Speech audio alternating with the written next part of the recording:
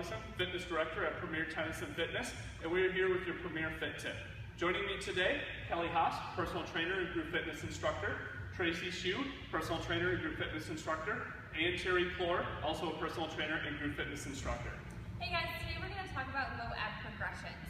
A lot of times we spend 8 to 10 hours a day in a seated position in kind of a spinal extension, and today we're going to talk about bringing that spine back into neutral position and kind of properly engage the core. This translates not only into core exercises, but also every exercise you do. So Tracy's going to be my guinea pig here. She's laying down on the floor. We kind of have a natural curvature to our spine. As you can see, she's got a little bit of an arch here. So what we do first is going to be focusing on the pelvic tilt. And how I cue this is I think about pulling my belly button into my spine, kind of rolling that pelvis back and pressing this low back into the floor. First, this is step one. So she's going to kind of go back and forth between kind of that spinal extension, back into that neutral spine, pulling the belly button to the spine, and pressing the low back into the floor. Hold for a few seconds, and then relax. So this is step one. You're going to feel those low abs engage as you're pulling that belly button into the spine, and that's exactly what you want. The next thing that we're going to progress to are going to be some iso holds. And the first thing we're going to do is the pelvic tilt. Get our belly button tucked to our spine, and our low back is staying in contact with that mat.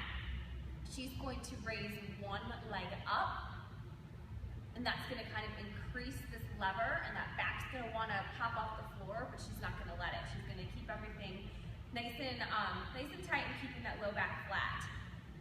You're going to hold for just a few seconds. Just as a trainer, kind of always check to make sure that that back's not arching.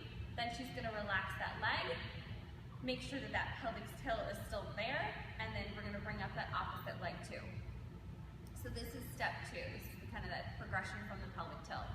All right, and the third progression of this, after the single leg iso holds, if you're able to maintain that good pelvic tilt and keep contact with the low back and the mat, we're going to progress to that double leg bend. So Tracy's going to get that pelvic tilt set, low back pressed in. She's going to bring these legs up. As you can see, she's not engaging those quads. These legs are loosey-goosey. So you do want to just think about raising those legs up and letting those legs dangle, but making sure you're keeping that pelvic tilt. This is, you'll feel this all through those low abs. If you feel as though the low back is kicking in, if those hip flexors start to kick in, chances are you're losing that pelvic tilt. So relax the legs, readjust, pull that belly button into that spine, press that low back in, then raise. Remember, loose legs and hold. For these holds, I usually start around 20 seconds and then progress to 30 seconds and so on. And very last progression of these is going to be a double leg straight. So you're increasing this lever here and you're making these little abs work even harder. So she's going to bring these legs down only as far as she's able to maintain that neutral spine, low back contact with the mat, and she's going to hold here. Really focusing in once again, keeping that belly button tucked into the spine and holding. You can do an iso hold, or you can do the leg raises, which is what Tracy's doing here. Inhaling on that way down,